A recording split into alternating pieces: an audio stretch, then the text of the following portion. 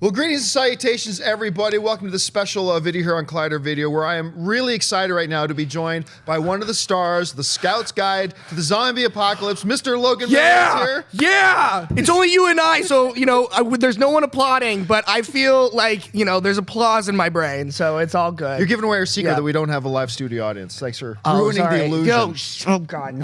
Okay, well, if you guys want to stop the interview, then I'm sorry that I ruined that for you. Hey, you know what? It's funny. We're right down here in downtown Burbank, right across the street from the Burbank 16, one of the major theaters here in the country, actually.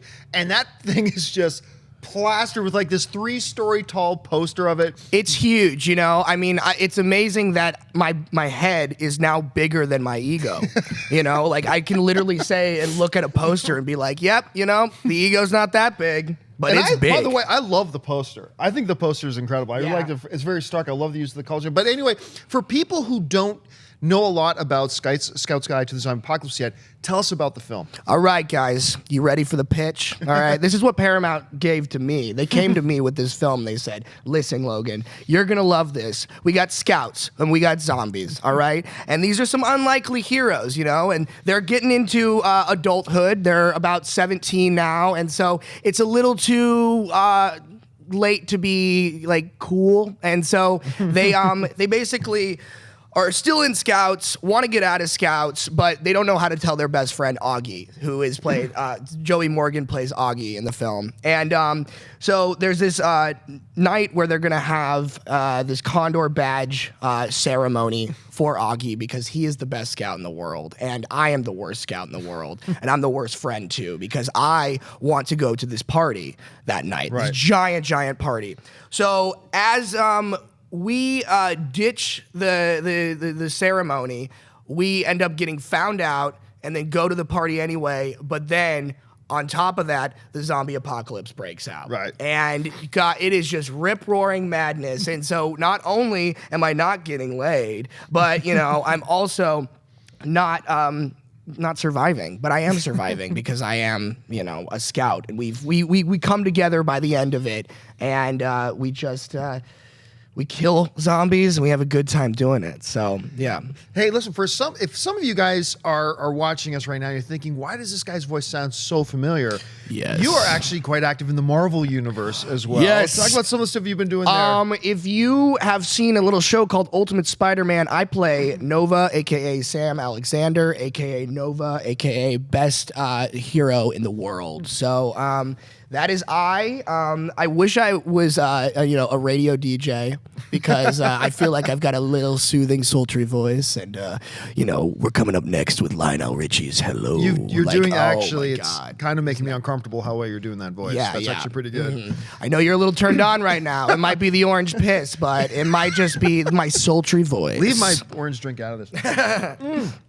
But listen, one of the things that first jumped out to me when Paramount started sending over trailers and clips and stuff like that, I love seeing films that have that indie film feel getting the full Hollywood major studio treatment. And they just look like so much fun. I'm watching the trailers, the clips, the behind the scenes stuff. Talk about your experience on the set and what this set was like. Well, we got the great opportunity to be led by Christopher Landon. And Chris Landon has been working with Paramount for a while. He did some of the paranormal stuff with them. But he also comes from a independent background, as do I and a lot of people that are working in this film. Right. So right off the bat, the energy was just different, yes, we have this opportunity and we have this amazing chance to get a global recognition from our film because of Paramount, but let's kind of flip the power dynamic and let's try to make it this fun indie horror comedy. And we do that with a lot of different things, we're not relying on CGI in this film. We do a lot of practical effects, and I really think that it shows how great practical effects are because not only does it look awesome and is it fun to watch on the screen, but even when we're there on set, it just makes it so much easier to kind of get into the world. I mean, as ridiculous as it is, it's just so fun to actually see there's a zombie cat literally like on Joey's shoulder, and he's about to eat his face, and like I can react to that in a good way, you know, instead of looking at a little tennis ball and saying like, oh yeah, no, we're gonna fix all this in post, but it's gonna look great, you know. Like I love CGI, but I also love, you know, mending the two together in a great way. And you know, I can't say enough about the effects in the film and everything. It really makes it fun, and we just get so ridiculous with it. So. Now, I think ever since, you know, Edgar Wright came out with Shaun of the Dead, I think there have been a lot of films that tried to do that split genre comedy horror at the same time. Some of them have been very successful. A lot of them lose their way. What is it about Scout's Guide? Why was Scout's Guide able to find that balance, that right balance between the comedy and humor, and make both elements work? Well, we have done a new thing that nobody else has done, and if you try to recreate this, I'm watching you because you're stealing our ideas. Okay, what we did was we took our zombies and gave them all characteristics, you know, gave them personality in a way.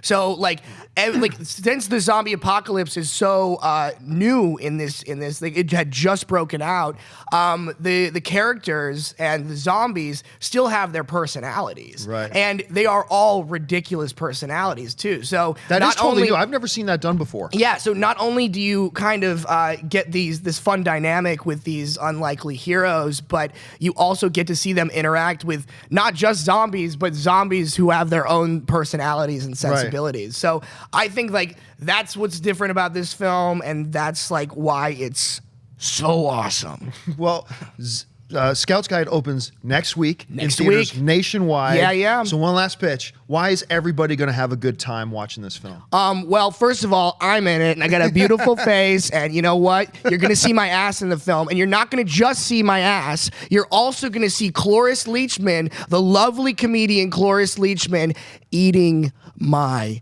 ass, and that's enough to go into the theater. I'll pay $15. Why isn't that I'll on the pay poster? $7. Yeah, that should have just been the poster. You know, I talked to Paramount Legal about this too, and it's like they just thought that my ass was a little too beautiful to put on.